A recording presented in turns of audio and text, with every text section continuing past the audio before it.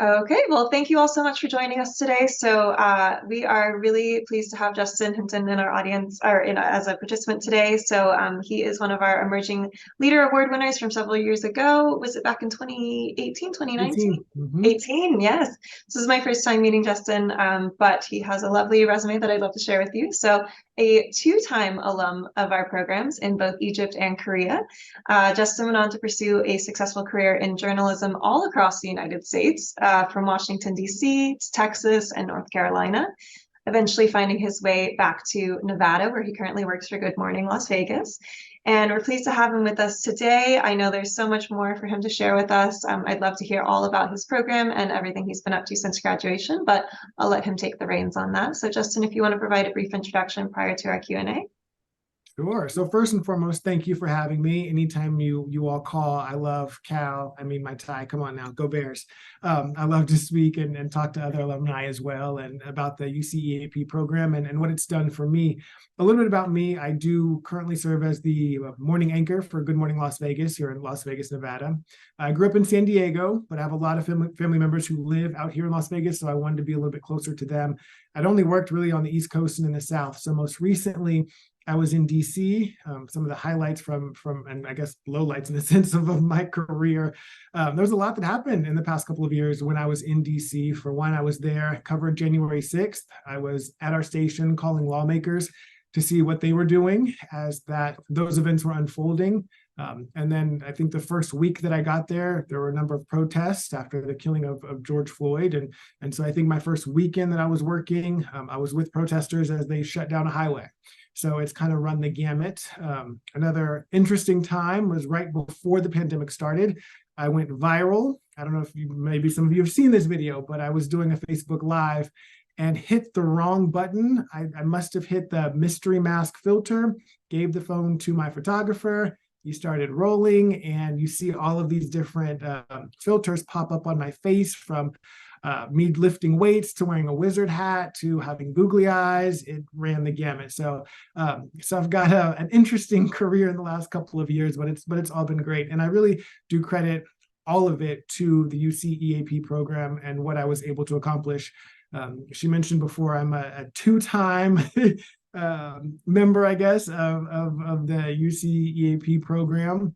And I think I'm probably maybe one of a few people who can say that they got a 2-for-1 when it comes to studying abroad.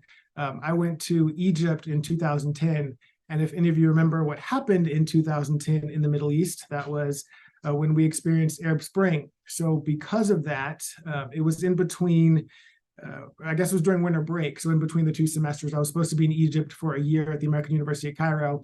And halfway through my time, the revolution started in Egypt. And so we were evacuated from that program, ended up spending a couple of days in Spain before going back home. And the advisors were saying, hey, well, what do you want to do? You can either go back and take more classes at Cal. And I said, well, this was the 5th year that I was doing this, so I was pretty much done with classes. So I said, I don't want to do that. They said, okay, you can go back and get your degree. And they said, or you can go somewhere else. And I said, way to bury the lead. Where can I go? And my options were Israel, Germany, or Korea. And I chose Korea. So I was home for maybe a couple of weeks. Can't remember the exact time, but shortly after that, I was on a plane going the other direction and then spent a semester in Korea. So I like to say that I got all of the benefits from the UCEA program, from being evacuated and having all the insurance and actually enjoying my time in learning 2 different cultures and preparing me for what I'm doing now. The reason why I say I credit UCEAP with being able to have a career is because when I got back, I'm a member of the National Association of Black Journalists, and I went to our convention that we have every year. So I'd gone for the first time this summer before I left. And so that kind of gave me the lay of the land and how it all worked. And I got to see the career fair and meet with mentors.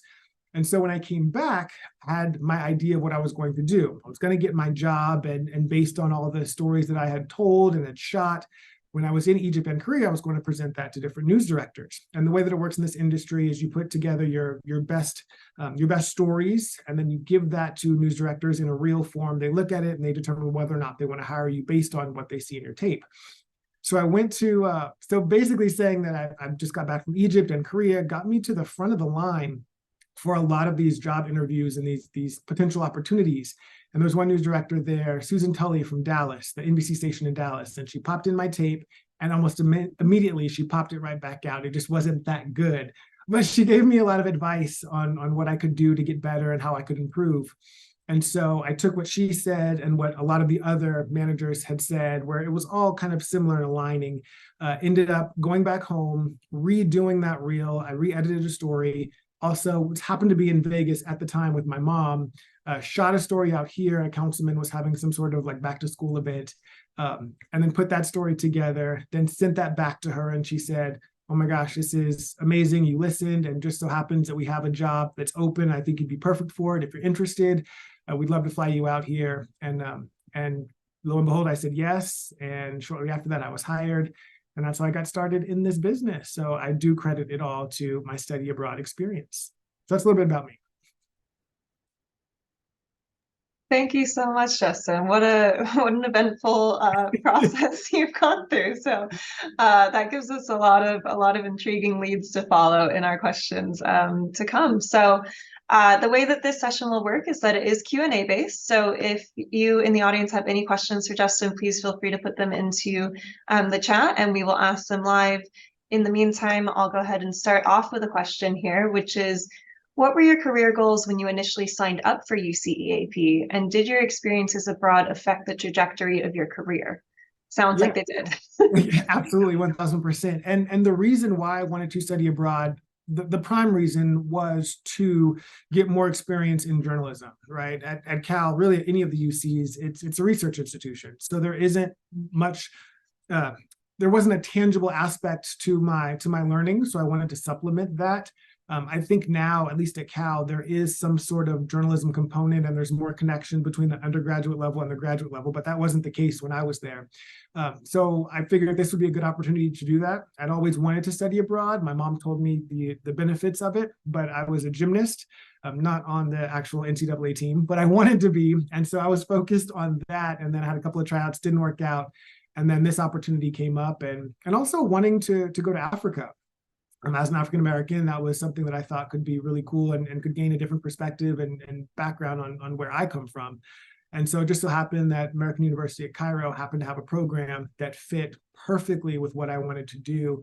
And the fact that I said earlier that I used this as a fifth-year opportunity, I didn't realize that you could study abroad as a fifth year. And so I thought that was all the signs were pointing to me to say, do this and to accept this. And because all of my scholarship money and all of that carried over in my financial aid, it was the perfect opportunity to make this happen. So wanting to become a journalist and wanting to gain that knowledge, this program was right up my alley. And when I got there, I was doing a lot of things that I hadn't been able to do as an intern at a station that was union based, right? So you can't necessarily touch the camera equipment. You can't do a lot of things that would prepare you and what you would need to do as a journalist, as a working journalist. So this provided that opportunity. I was out there shooting stories. I know in Korea, we took a bunch of field trips. And so when I went on these field trips, I would turn those into a story. So for example, we went and spoke with comfort women. And so I know that I turned that into a story. And that was one of the things that was on my reel that got me that first job. And so all of those experiences were absolutely fantastic and were right in alignment with why I wanted to go and study abroad. And then on top of that, I mean, hello, a revolution happens. I think Egypt was probably the last place that I expected, in the Middle East, that I expected anything would happen. And so to be able to witness history and to see it unfold before my eyes, I knew that this was the industry that I wanted to be a part of. I never really thought about being a foreign correspondent before, but as I was out there and recording and rolling on some of this stuff that was happening, I was like, okay, I could see myself doing this. My parents, of course, were terrified because we didn't have internet service, so they couldn't communicate with me, but I felt totally fine. I had just moved off of the campus and was staying in a neighborhood. And so it was exciting to be among the people and see everything unfold literally in my backyard. So it was pretty wild, but I enjoyed it and felt safe the entire time. I'm curious about that. Yeah. Have you considered working internationally, or was your plan always to be a domestic journalist? What is the kind of the thought process behind that? So the plan is always had always been to be a domestic journalist. I think ideally I would love to be a national correspondent. It is kind of the ultimate. Maybe doing something on, Good Morning America, the Today Show would be the ideal. But that certainly opened me up to being a foreign correspondent, and I'd never thought about that before. Would I do it? I think I would need to have more foreign language skills in order to be successful at that. But I mean, I guess if I were to go to London or something along those lines, that would be doable. And so, yeah, I would definitely be open to it. And I think that experience helped me prepare and to be able to be okay with that. I just never thought about it before. And I think that gave me a really an eye-opening experience to be like, hey, this is possible. This is another way that your career could go that you've never even thought of. And I never would have had that experience had I not gone and studied abroad in Cairo. Thank you. Yeah, I'm curious. You've addressed it to an extent, but I'm curious in what ways that experience in Cairo prepared you for the professional world, the evolving nature of it, and then moving on to Korea as well. Kind of what primary learning lessons would you say you take away from it in terms of, Yeah. personal growth? Yeah, I think both personally and professionally. I mean, this is an industry where we literally speak to all different types of people every single day, day in and day out. And I think that being in a foreign country, you understand different perspectives and you get to talk to even more people and have broader perspectives, and not always that the American way is the right way. So I think that certainly opens up your mind and makes you more understanding, I think, of people with different perspectives, and then to come back here and to travel around the country, right, to work in different parts of this country. You learn that what people want on the East Coast is very different from what people want in the South, which is very different from what people want on the West Coast. So I think it just started that process of understanding that everyone's different, everybody has a story, and everybody's story is important, right, and valid to them. And I think as a journalist, that's something that we strive to tell each and every day, and something that we should be doing each and every day, right? We don't want the same perspective on every single story. The idea is to open yourself up and to be able to listen to different perspectives and to present that in the news. So I think that kind of started that journey. I think I've always been open to other people and to having an understanding and an empathy for people. But I think this was a good way to put it into practice, especially with it being a different culture. So both professionally and personally. Yeah, certainly the states that you've found yourself in corresponding from are vastly different in a political spectrum. How has that felt? Have you enjoyed one state more than another, or are you content with Nevada? Do you plan to move elsewhere? What's your thought process on that? Well, I'm at work right now, so everything is great and fantastic. No, but it really is. It really is good here. It's so for me, it's been, the first job and going to Texas was kind of one of those things of get the first job, right? They say in this industry that the first job is the hardest job to get, and then you can kind of navigate around there. You just got to get in. And I think in Texas, I was in Dallas, Fort Worth for a year, and then Beaumont, Texas, so Southeast, 90 miles east of Houston for 2 years, and some change. And I think that, what I've learned, and I still have friends that live in these places, so I'll go back and visit. And I think that for different times in my life, I think they worked out and they fit, and that was where I needed to be at that time. And there have been times where I said, I wouldn't want to live here again, or I wouldn't want to work here again. And then I've gone back and I'm like, you know what? I actually kind of like it. It's grown on me a little bit more, and there's more to do now. I mean, I've been doing this for 13 years. So when you look at it that way, things change, right? Cities grow. Oftentimes you start in smaller towns and kind of work your way up. And so I do like Las Vegas. I think of all the places that I've been, DC was probably my favorite. And I think because of the fact that it was in a metropolitan area, right? I had a lot of friends already that were in that city. It was easy to make new friends and to connect with people. Here in Las Vegas, it's a little harder, just because I think it's designed for the desert, right? And in DC, you have restaurants that are built outside. So there are patios and you can just talk and socialize with people just as you come and go. In Vegas, it's not really like that, right? It's a transient city where not a lot of people are actually from here. And so people come in for a couple of years and then they leave. So that makes it hard from a personal standpoint. But from a professional standpoint, I mean, I'm anchoring a morning show. And so that's something that I hadn't done before. So there are a lot of things that kind of go into where you want to go in your career. But this has been a really good move for me so far. Also, personally, I wanted to be closer to my family. So there's 30 of us that live in Las Vegas. My dad's right down the road in San Diego still. So that's been nice to have that. And I think as you get older and priorities change in life, so we'll see what the future holds. Fantastic. Thank you so much. Okay, adventures to come. Yes. Well, I know that a lot of students, when they initially graduate from a UC, there's a lot of stress and pressure upon getting that first job. And I'm curious what challenges you encountered. You described a little bit about the auditioning process to an extent, but if you have any advice for students upon graduation about if they were to go into your field or an alternate field, how to handle that stress or anxiety and how to go about those initial applications. Yeah, it's hard to speak about other fields because I don't know what that process is like. But I think for journalism, it can be extremely difficult because there are so many people who want to be reporters, who want to be on air.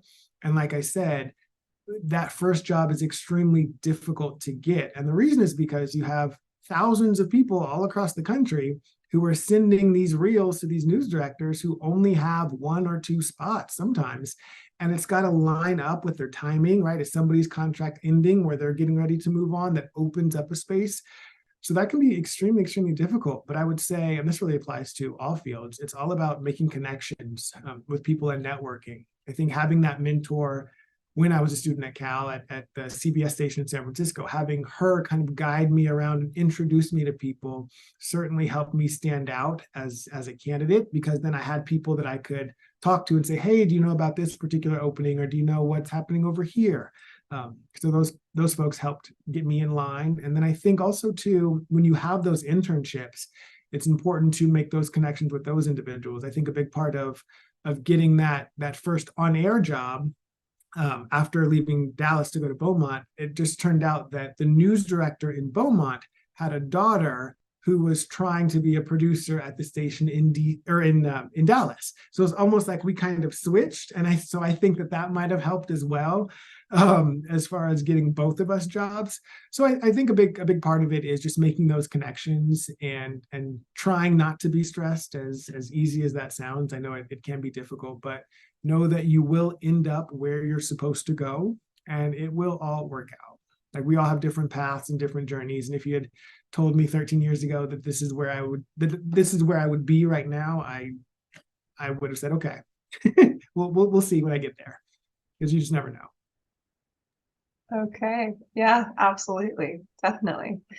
When you're going through your professional processes on your resume, do you list UCEAP on your resume? Is it something that you talk about within interviews? Presumably, yes, but it's perhaps been a bit since you've transitioned from one station to another. But if you have any advice for incoming students about how they could translate that experience into a professional interview setting, that'd be helpful.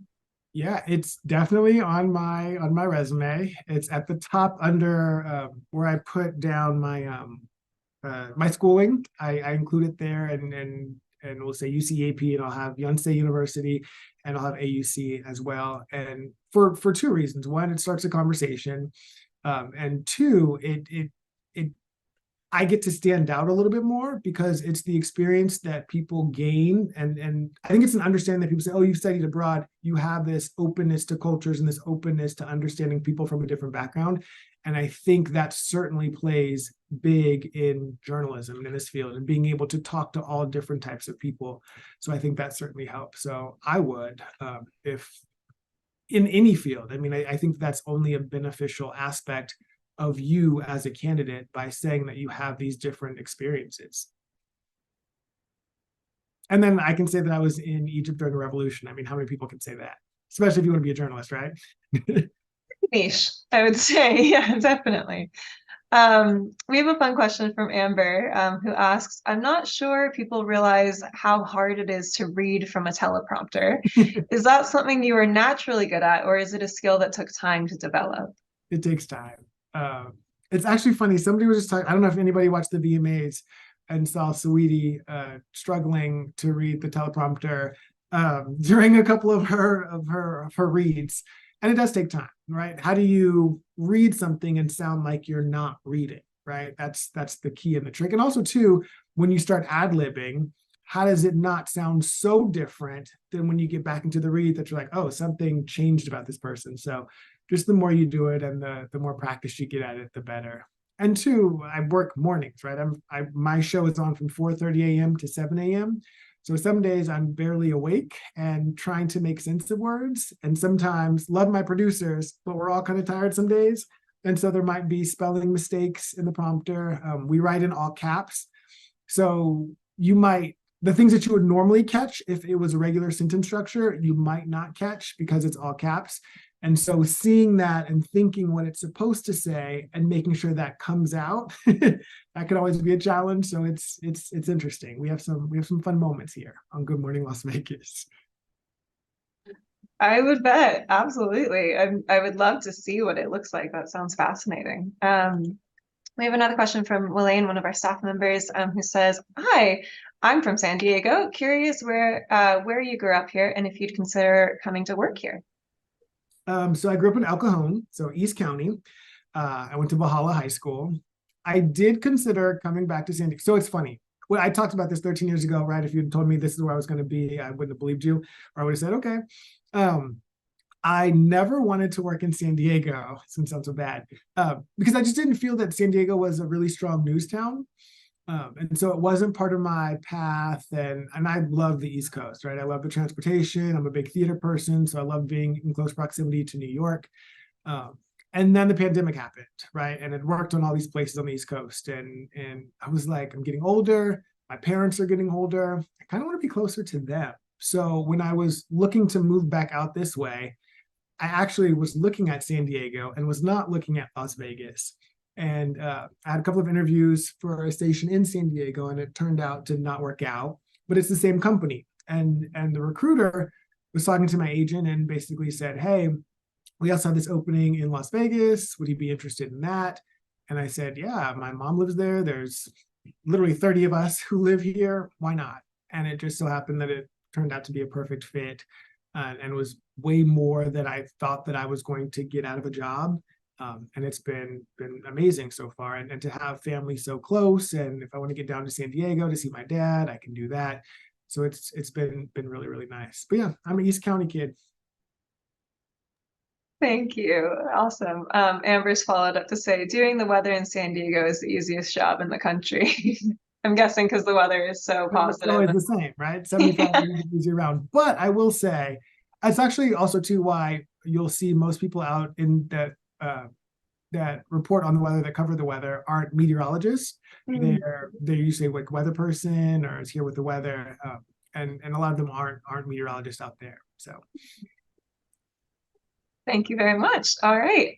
Elizabeth asks, what time do you have to wake up to get to work at 4:30? And can you describe a typical day's schedule?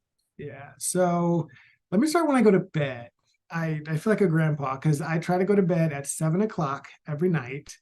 I wake up at 2 a.m. I get into my station at 3 a.m. and our show starts at 4:30. And so it's 2.5 hours, right? So by the time we start our show, our 6 a.m. show, so it's usually broken up in the first show is from 4:30 to 5. Then our second show is 5 to 6. Then the third is 6 to 7. But we don't leave the set during the shows unless I have like a 4-minute commercial break. Then I can go and run to the bathroom or something if I need to. But when we start our show at 4:30, the 6 o'clock isn't completely done. So, and this is pretty typical of most places. If you watch your news, I'm reading the 6 o'clock newscast during commercial breaks of the 4:30 and 5.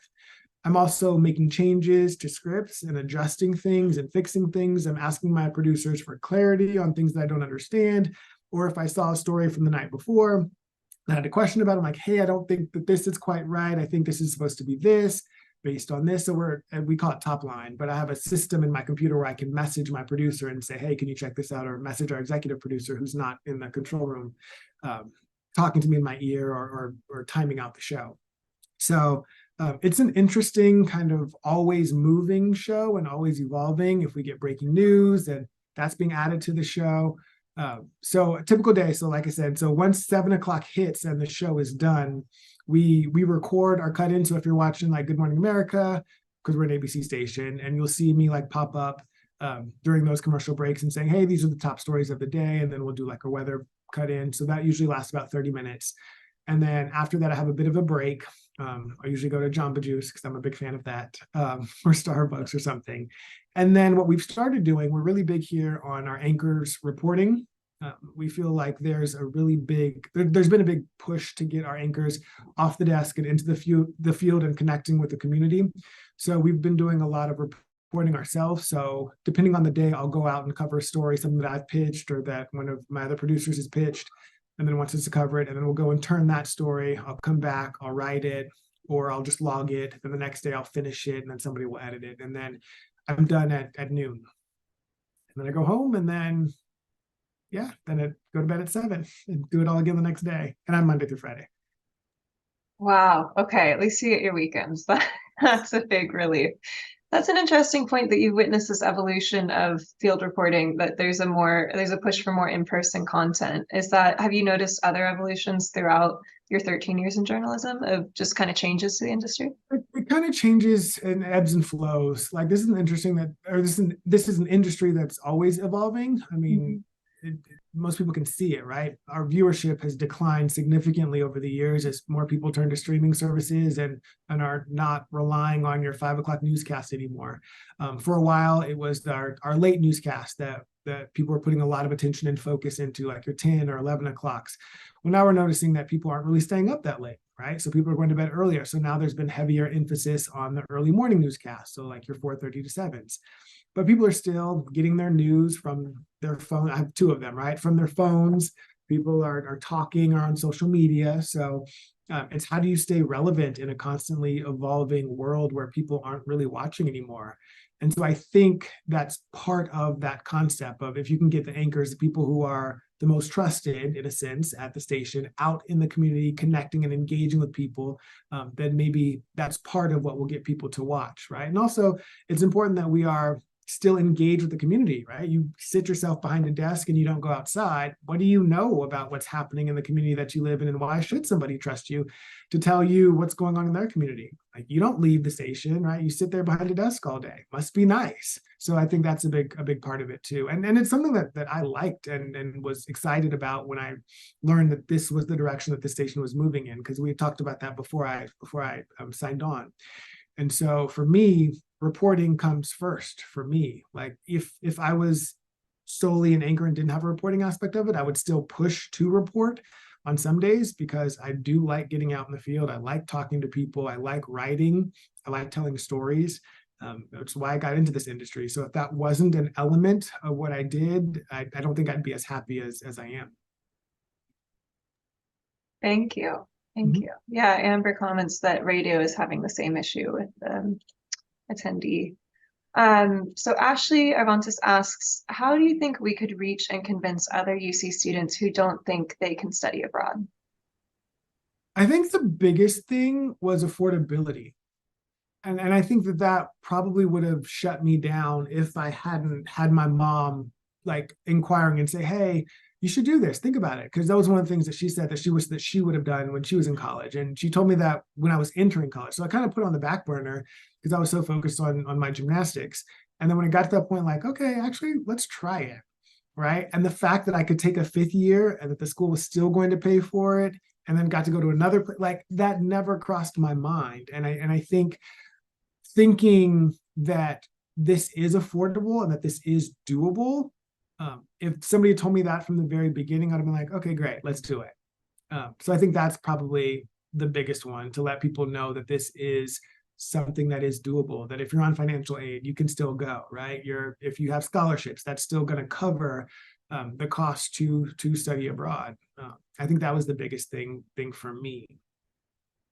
Definitely. Yeah, we have a follow-up question from Lily, who says, do you have any recommendations on reaching male students, and particularly those of color? They tend to be a smaller demographic of our students going abroad. Do you have any advice about how to kind of help bring students into the idea that they would be, they should go on these programs? Yeah, there are a number. I know at Cal, and I would assume this is at other UCs. Yeah, because we've partnered with them. But there are different like ethnic programs and ethnic living arrangements. I was part of the African American theme program. I'm sure if somebody had come to the theme program and said, "Hey, have you guys thought about studying abroad?" I'd have been like, "Oh, great, let's learn from that." I know Bridges on different campuses, they have multicultural groups that they're involved with. So it was the Black Retention and Recruitment Center that I was a part of, and so I think if you target those groups that are already in existence on the campus and kind of has that network of students that they're already reaching and can kind of get connected to them, that'll certainly help open up other students and other minorities, and that'd be a good connection for UCEAP to get involved with. Thank you. Yeah, that's a wonderful suggestion. Mhm. Amber's come in with another really fun question, which It's is coming in hot. she's really on it. Yeah, Amber, you're welcome to unmute yourself and ask if you'd like Please, to have yeah. Amber's fun. If you Thanks, Bryn. I have a cold, so hopefully I sound okay enough. But I was just curious. You have such an interesting life story, and I love gymnastics, but I'm like 5'10", so that was never I'm almost 6 opportunity feet. for Like me. it was a struggle. I broke my ankles like too many times to count. So forget it. I'm way too tall for females to do gymnastics, but what was or is your favorite apparatus to perform Yes. on? Yeah. So I'll tell you what I hated, pommel horse. And so that was one of the first things that I stopped doing. So by the end of my career, I was focusing on just three, and that was floor, vault, and the rings.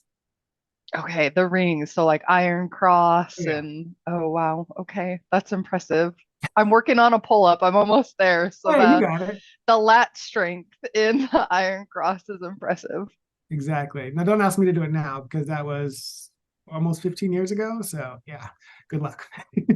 that was the next question, was a demonstration. Oh yeah, All see, right. I got it. See, beautiful, right? Elizabeth, you have your hand raised. Feel free to ask a question. Thank you, Justin. Thank you so much for just everything so far. I specifically wanted to know a little bit more about your experience studying abroad. So, especially you mentioned your Egypt program and kind of having to be evacuated from that and then going to Korea.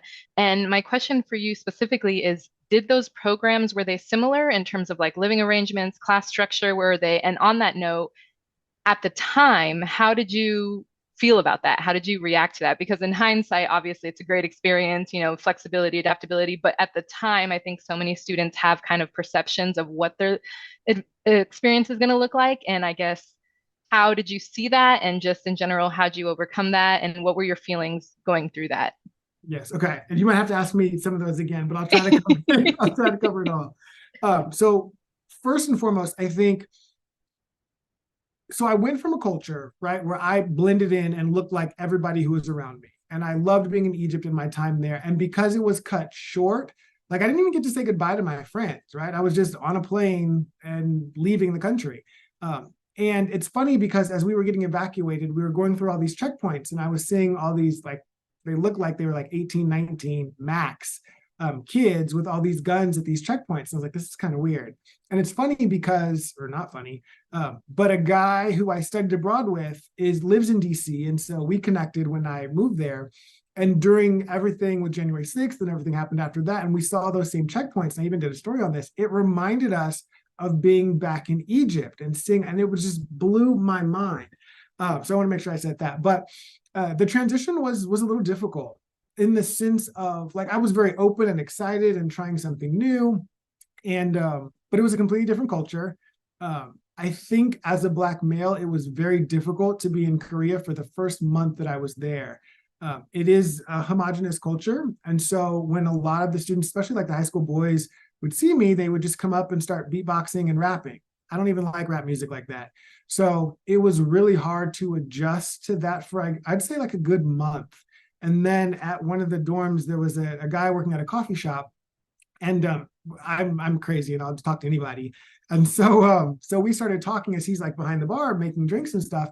And he said that he was in a band and that he performs. And so I'm like, all right, well, let me hear something. He said, you can sing, what you got? And he goes, no, Koreans were shy, but we've got a concert coming up at the end of the week. You can come. I said, okay, great. So the end of the week comes up and we are walking to dinner. It's like the next town over. And so we're walking and I go, hey, you said you could sing. Let me hear something. And I kid you not, he busts out with Joyful, Joyful from Sister Act 2 and blew my mind. I was like, this man is amazing. And so in that moment, we literally became best friends. He ended up taking me to his hometown, which was on like the southern tip of Korea, called Namhae. Met his parents, didn't speak any English. He would leave me with them. And I'm like, how am I going to communicate? But it was one of the best experiences of my life after meeting him and creating a bond with him. He was in a band. I'm a big, like I said earlier, I'm a big theater person and a big music person. I ended up helping him write some songs that the band would sing. He's now become like a singer in Korea. It's bizarre and crazy and makes no sense. And so it's very cool. I'll message him every now and again, and we'll keep in contact. And so it ended up being a great experience. And two, you talk about the differences in the structure. The days of the week are different, right? Because of religious holidays in Egypt, very different schedule than what I experienced in Korea. And the hardest part about Korea was because it was so last minute that we were trying to get paperwork and classes to go. So by the time I got there, I was basically picking up the scraps of what was left. And so there wasn't much for me to do that was in my career field. I was just basically taking classes and gaining a cultural experience. And it was hard because in many of these classes, I was the only American student. And even though it was an English language school, as the only American there, half of the teachers would only speak in Korean. And I was like, wait, I don't understand. And I felt bad, right? I'm in your country and I'm asking you to cater to me. And I didn't realize it until I was almost gone in Korea, that a lot of the students I was finding, they weren't talking to me. And it was really frustrating, and it was hard to make connections with people. And I'm one of those people that when I go to foreign countries and I go somewhere else, I don't want to be around the Americans. I'm like, I know what you guys are like, right? I want to experience this culture fully. And so it was frustrating. There was maybe one or two students that would actually talk to me. And what I learned is we were having a goodbye party for me. And everybody was drinking and tipsy. And so everybody started talking. And I was like, where's this been the whole time? And they said, we were nervous. Like, English isn't our first language, and we were nervous to speak to you, and we didn't know how we were going to come off, and we were embarrassed and shy. And I was like, no. I was like, first of all, you guys sound amazing. Two, I'm in your country, and I don't know your language. I should be apologizing to you. And number three, I'm the most easygoing guy ever. Let's have a conversation. If you don't say the right word, no big deal. We'll work it out, and we'll get to where we need to be. So once we kind of had that moment, everything completely changed. And it became a great experience. Actually, of all the places I've been and all the people I've met, one student from Korea actually came to visit me in Asheville. And he's the only person that I've met in my study abroad that was from that country that came to visit, which was absolutely amazing. And we had a great time in Asheville. And so once we had that break and that openness, then it became a much better experience. And it was great. Was that all of did I hit all of the topics? Okay. Yes, absolutely. Thank you. That's such a wonderful story. And I think just really speaks to just the adaptability and moving through these programs and what you can find, even if it's unexpected.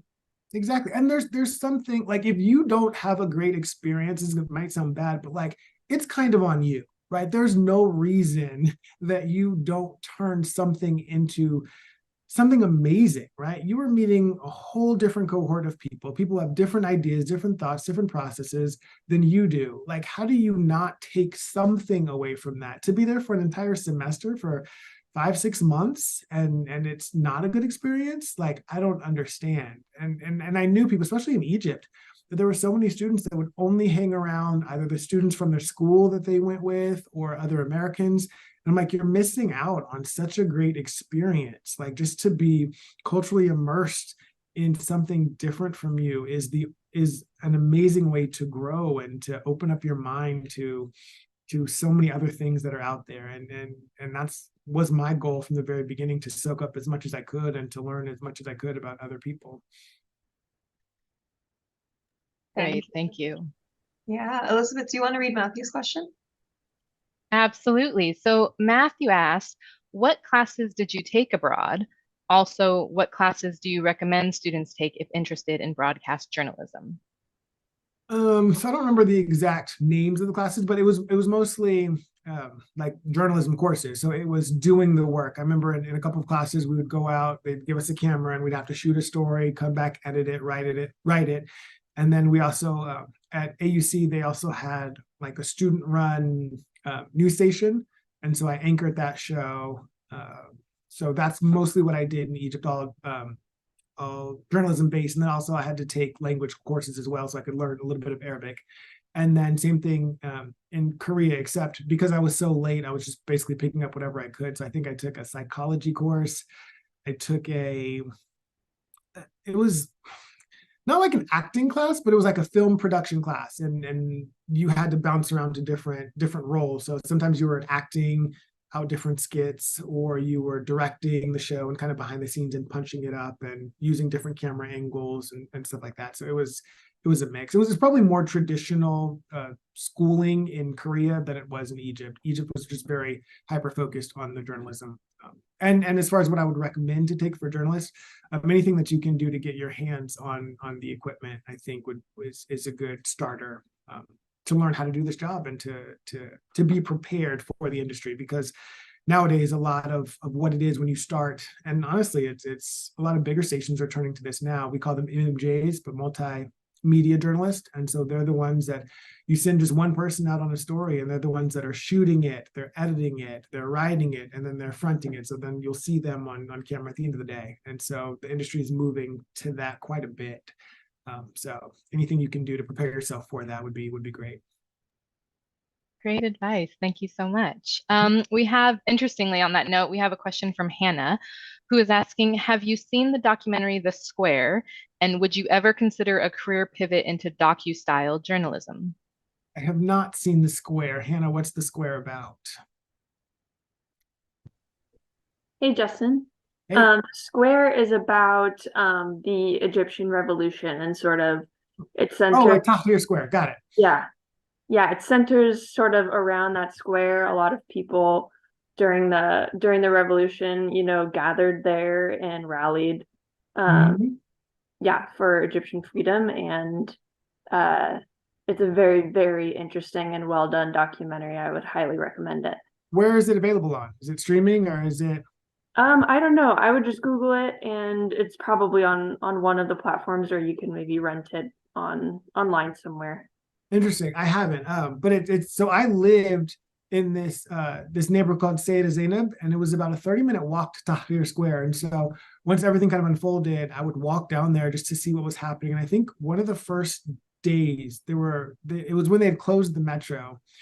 It's a terrible story, but my friend and I were trying to get to the other side of town in order to meet my professor, because she had just gotten back from the States, and I was trying to pick up chapstick and a couple of other things from her. And so there are all these people gathered around the metro. And so the idiots that we are, we're like, oh, sure, we can go on the metro. So we go down the stairs, and there's a security guard, and it's all blocked off. And he goes, no, you can't come on here. The metro is closed. We're like, okay, great. So then we walk back up, and all these people are like, no, you're fine. Go back. And we're like, okay.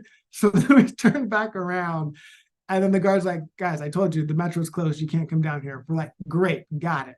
So as soon as we start to come back up, now everybody is flooding down past us to get down to the metro. So we're like bumping shoulders with people. We finally make it across the street. And the next thing I know, like, people are chanting and cheering. And this one guy, I don't know what happened to him, but he's being like carried out, his arms and by his legs, across the street with somebody. I don't know if he passed out, if he got hit. I have no idea. But I was like, this is wild. So being there and seeing everything kind of unfold. I mean, in my neighborhood, I remember our neighbor upstairs spoke English, and so he was kind of keeping us up to date on what was happening.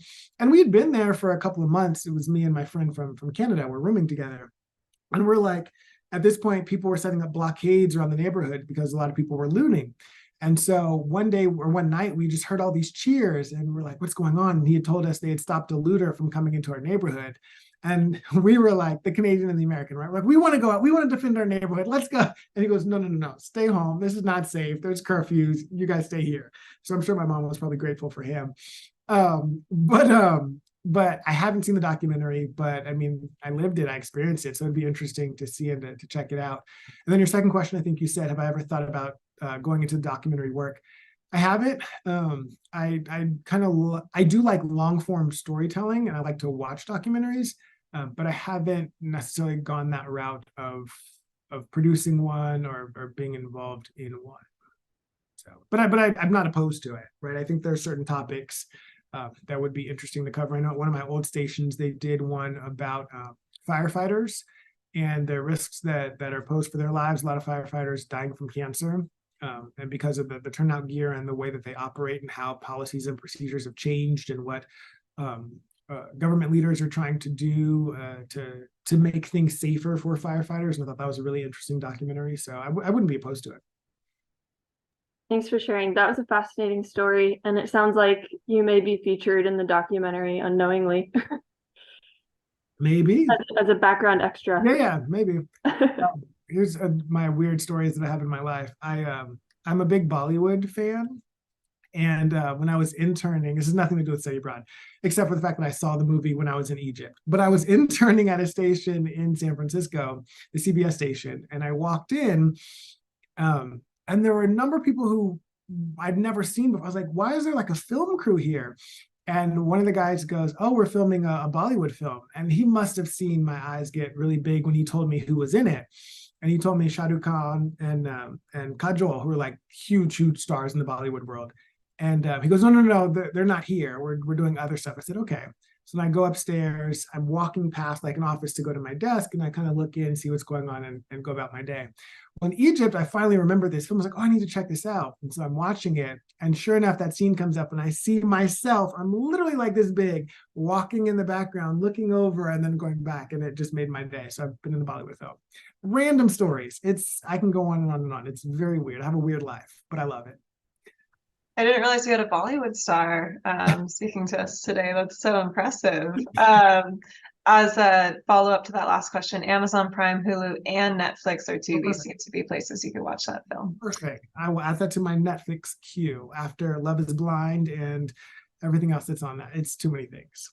I'd say, yeah, prioritization could help you out in that film. Love is Blind could pop down, but Madeline asked an interesting follow-up question, which is, as someone who navigated a program cancellation, what advice would you have for students who are anxious about study abroad due to program cancellations or other uncertainties post-pandemic life? Yeah, like a program that was canceled that they're bringing back, or? More so if there were kind of disruptions in the world, I think is my understanding. Madeline, please feel free to chime in and ask live. My understanding of your question is students who maybe are concerned that their program could get canceled while they're abroad and be sent home. Is that Yes. right? Yes, just basically students who are anxious about studying abroad due to all the uncertainties we have in the world. Yeah, I mean, I would say this. You have uncertainties about going to a UC, right? You don't know. You have uncertainties about leaving your house, right? You never know what could happen to you. And if you're built on that idea, like you wouldn't get to do anything in life. And I said it earlier, like Egypt, literally the last place in the Middle East that I thought something would happen. And it did. And I thought that the program did a great job of communicating with us and keeping us up to date as best they could. I felt safe. Honestly, I felt safe the entire time I was there. If I didn't feel safe, I would tell you, right? So I was sad when they discontinued the program for a little bit, but I was glad that they brought it back.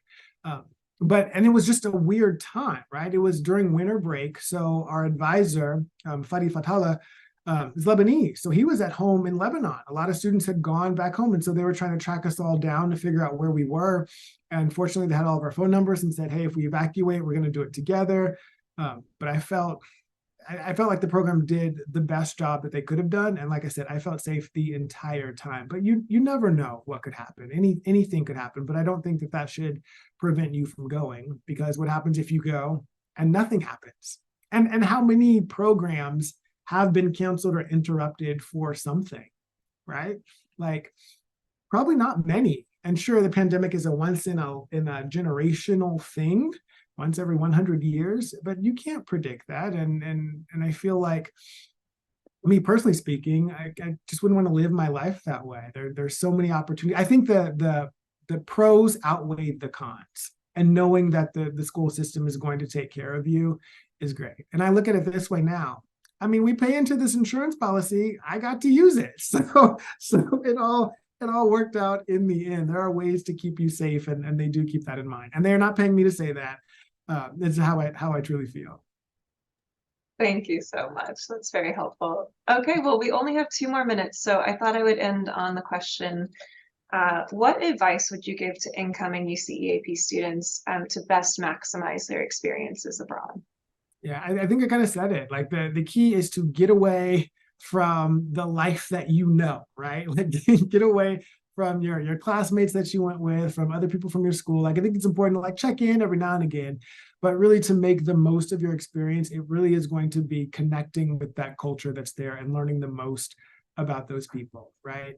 If you'd have told me that I was going to meet friends with a guy who works at the coffee shop who would end up becoming like a brother to me and take me to his hometown, and then him becoming a pop star and a gospel artist, like what? Like who has that kind of an experience, right? But just me being open and talking to him allowed that to happen.